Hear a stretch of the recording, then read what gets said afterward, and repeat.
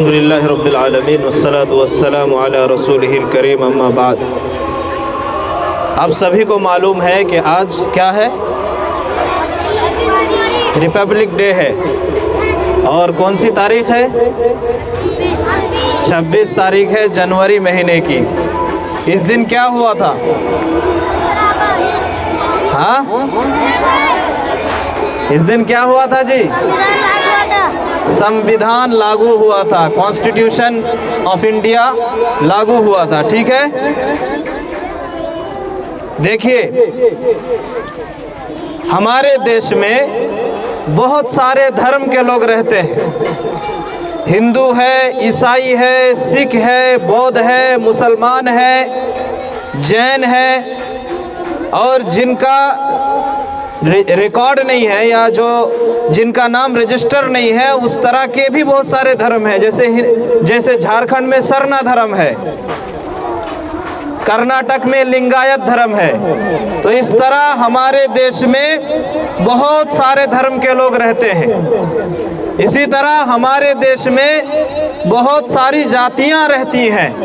हर एक की संस्कृति अलग है, हर एक का कल्चर अलग है, यानी अलग अलग कल्चर वाली कौमें हमारे देश में रहती हैं।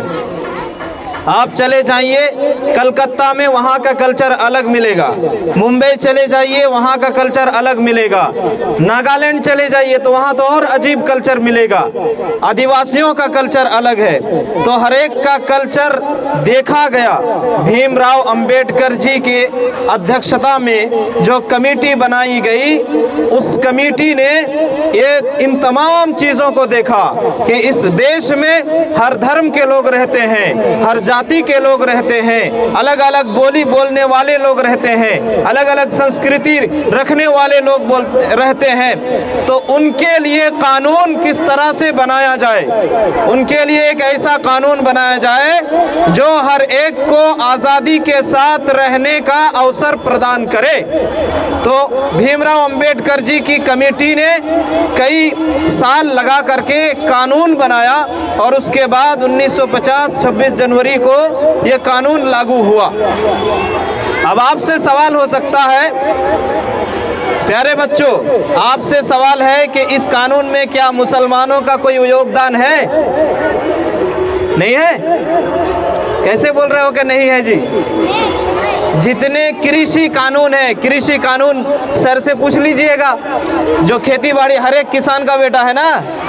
आप लोग सब किसान के बेटे हैं? नहीं है? किसका अब्बा और दादा किसान नहीं है यहाँ पे? बोलो।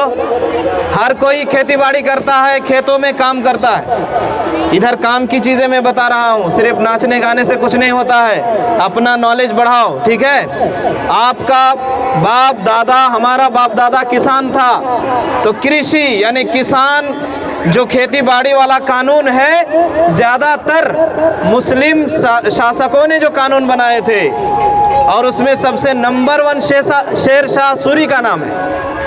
हम शेरशाहवादी हैं, है कि नहीं रे? शेरशाहवादी हैं। तो हमारे जो राजा हैं, हमारे जो किंग हैं, वो क्या है? शेरशाह सूरी।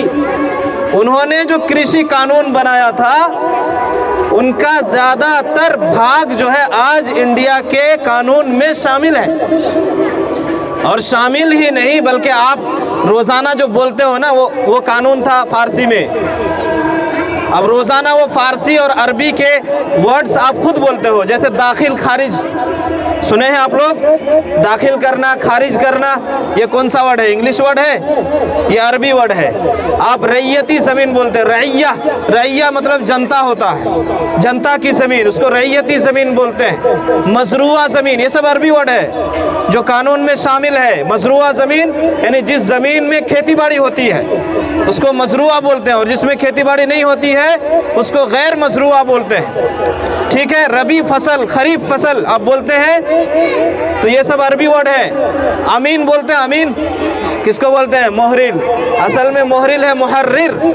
मुहर्रिर यानी लिखने वाला, राइटर, यानी वो ज़मीन की कागजात को, डॉक्यूमेंट्स को लिखता है, तैयार करता है, इसलिए मोहरिल बोला जाता है। असल में वो लफ्ज़ है मुहर्रिर।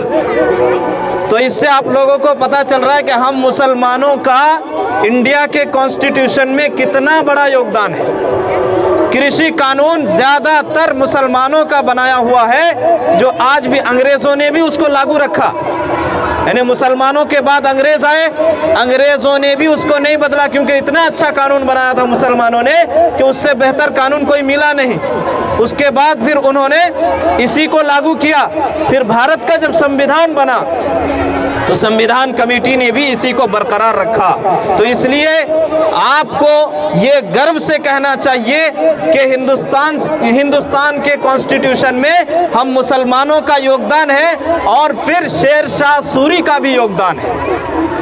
तो इसलिए हमें कहीं भी सर नीचा करके नहीं जीना है, बल्कि हमको गर्व से कहना है। आज जो है संविधान पर बहुत सारे खतरे हैं, है ना। हमारा अलमिया या हमारी विडंबना ये है कि जब दलितों से रिलेटेड कानून पर कोई हंगामा खड़ा होता है तो दलित लड़ना शुरू कर देते हैं।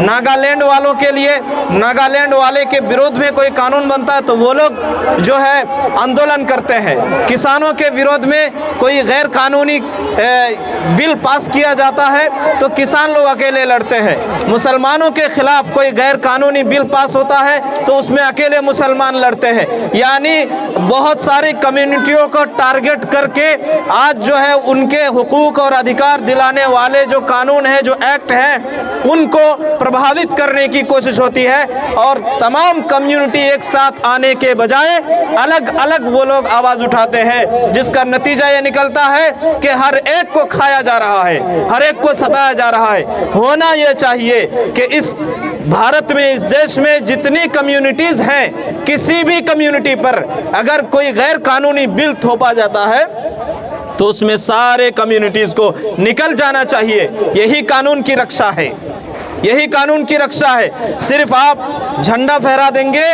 और उसके बाद अपने पेशानी पर ये लगा देंगे, लेकिन जब गैर कानूनी बिल पास होगा और खामोश रहेंगे तो फिर ये देशभक्ति नहीं है, ये देश से प्रेम नहीं है, ये इंडिया के कॉन्स्टिट्यूशन के साथ प्रेम नहीं है। बल्कि प्रेम उस वक्त है जब किसी भी कम्युनिटी को टारगेट किया जाए, चाहे दलित को, चाहे नागालैंड वाले को, चाहे संथाल लोगों को, आदिवासियों को, चाहे मुसलमानों को। हर क्षेत्र में टारगेट किया जा रहा है और ऐसे ऐसे कानून लागू किए जा रहे हैं कि हर एक का जो पर्सनल लॉ है वो प्रभावित हो रहा है। सिर्फ मुसलमानों का पर्सनल लॉ नहीं है, बल्कि आदिवासियों का भी है, ईसाइयों का भी है, जैन का भी है, बौद्ध का भी है। हर एक का अपना अपना अलग उनके कल्चर, उनके ट्रेडिशन को माना गया है। और हिंदुस्तान विविधताओं का देश है, हर एक के कल्चर को मान्यता प्राप्त है। इसलिए किसी एक कल्चर को अगर टारगेट किया जाता है तो संविधान को टारगेट किया जाता है। इसलिए हम सभी को गर्व के साथ कहना चाहिए कि हमारा भी योगदान कानून के साथ है। और भी बहुत सारी बातें हैं, लेकिन आवाज़ें बहुत आ रही हैं, वरना मैं बताता कि और भी संविधान जो भारत का लिखा गया। आप लोग अभी छोटे हैं, इतनी यानी हाई लेवल की बातें हो जाएंगी, वरना स्पेन और जो फ्रांस है और दीगर देशों के कानून का स्टडी करके जो बना है, तो उन देशों ने कहाँ से कानून लिया है ये स्टडी का अलग विषय है, जो किसी मौके पर मैं आपके सामने बताने की कोशिश करूँगा इंशाअल्लाह। आखिर में मैं दुआ करता हूँ कि अल्लाह सभी को सलामत रखे, हमारे इस देश को अमन और शांति का गहवारा बनाए रखे और इस देश पर जो बुरी नज़र डालता है उसकी नज़र को खींच ले। अल्लाह से यही दुआ है। सभी को हम आखिर में शुभकामनाएं देते हैं और इस देश के लिए शांति और जो है अमन और चैन की दुआ करते हैं।